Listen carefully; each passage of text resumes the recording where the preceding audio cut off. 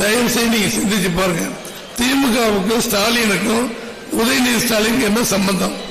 இங்க இருக்கிற திரு நேரு அவர்களை கேளுங்க, அன்பில் பொய்யாம அன்பில் மகேஷ் அந்த மந்திரியை கேளுங்க. யாருக்குமே தெரியாது. 1949 அறிஞர் அண்ணா அவர்கள் திமுக ஆராய்க்கும் போது 5 பேர் தான் இருந்தாங்க. அப்ப கருணாநிதி கிடையாது.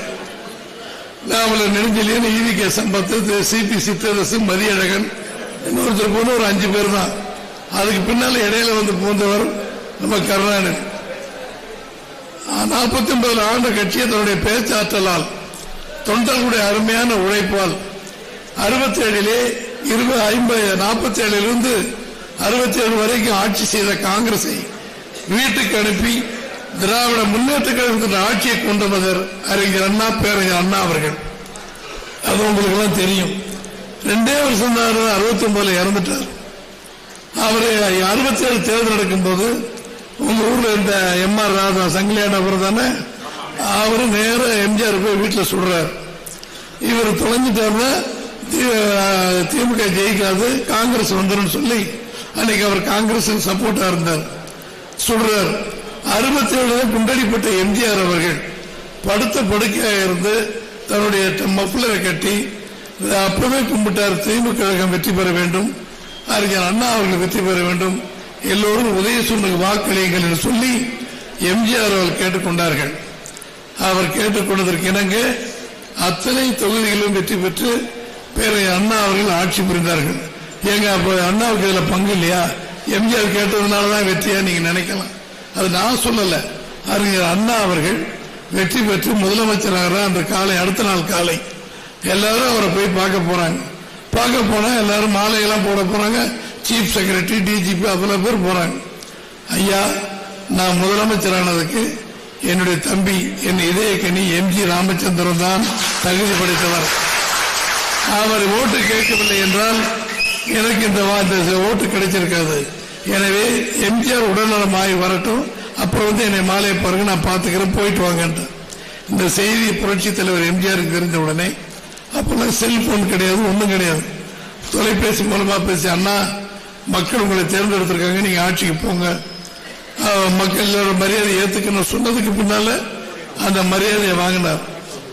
ஆக இந்த திமுக கழகத்தை ஆட்சிக்கு கொண்டு வந்த பெருமையை சேர்ந்த அறிஞர் அண்ணா அவர்கள் தான் முதலமைச்சரானதற்கு, திமுக வளர்ந்ததற்கு புரட்சி தலைவர் எம்ஜிஆர் காரணம் என்பதை தெல்ல தெளிவாக சொன்னதற்கு பிறகு இனிமேல் யார் நமக்கு சர்டிபிகேட் கொடுக்கணும்? கருணாநிதிக்கு திமுக என்ன சம்பந்தம்? ஸ்டாலினுக்கு என்ன சம்பந்தம்? உதயநிதி ஸ்டாலினுக்கு என்ன சம்பந்தம்? இன்னைக்கு அவங்க பேசுறாங்க இந்த கட்சி 75 வருடம் கொண்டாடுறாங்கன்னு. 75 அவங்க திமுக கொண்டாடினாலும் அதிகமாக 32 வருட காலம் 53 வருடத்தில் ஆட்சி செய்த கட்சி நம்முடைய அண்ணா திமுக. அதைத்தான் தம்பிங்க சொன்னார். புரட்சி தலைவர் எம்ஜிஆரையே உருக்குலைச்சு பார்த்தாங்க 80. ஆனாலும் மீண்டும் வெற்றி பெற்றவர்கள் வந்தார்கள். ஆக ஒவ்வொரு போராட்டத்தையும் நடத்தி வந்திருக்கிற கட்சியிலே தலைவர் இருக்கின்ற வரை அசைக்க முடியவில்லை அண்ணா திமுகவை. அம்மா வந்தார்கள் 96 அவங்க தோல்வி விட்டாங்க. மறுபடியும் 2001 ஜெயிச்சாங்க. 2006 கருணாநிதி ஜெயிக்கிறார். 2006க்கு பிறகு நடந்த தேர்தலில் 11 வருடம் 16 வருஷம் 10 வருஷம் தொடர்ந்து நம்முடைய இதய அம்மா ஜெயிக்கிறாங்க. அப்பதான் தம்பி எல்லாம் அமைச்சராகி எல்லாம் வந்தாங்க. ஆக வெற்றி தோல்வி என்பது மாறி மாறி வரும். அதே நேரத்தில் ஒரு வெற்றி பாராளுமன்ற தேர்தல், சட்டமன்ற தேர்தலை பற்றி தெளிவாக சொன்னார் அருமை தம்பி தங்கமணி அவர்கள். பாராளுமன்ற தேர்தல் வெற்றி வைத்து எம்ஜிஆரே குலைக்க பார்த்தார்கள். அது ஈடுபடவில்லை என்ற செய்தியைத்தான் அவர்கள் இங்கே சொன்னார்கள். நீங்க தயவு செஞ்சு புரிஞ்சுக்கணும். இன்னைக்கு இருக்கிற நிலையில் அண்ணா திமுகவை கூட்டணி என்ற பலத்தை வைத்து ஸ்டாலின் அவர்கள் ஆட்சியெல்லாம் நிரந்தரமாக பிடித்து விடலாம் நினைக்கிறார். ஒண்ணுமே நடக்காது. ஏறி இருக்கிற விலைவாசிகள் அத்தனை உயர்ந்து போய் மக்கள் கொதித்துக் கொண்டிருக்காங்க. பெண்களுக்கு தான் தெரியும். வீட்டில் விலை வரவு செலவு செய்யறாங்க, அவங்க தான் எப்படி விலை கழிக்குது என்னன்னு கேட்டுக்கிட்டு அது ஆண்கள் நம்ம சம்பள பணத்தையோ வருமானத்தையோ கொடுத்துடுறோம். அத்தனை பெண்களும் கொதித்து இருக்கிறார்கள்.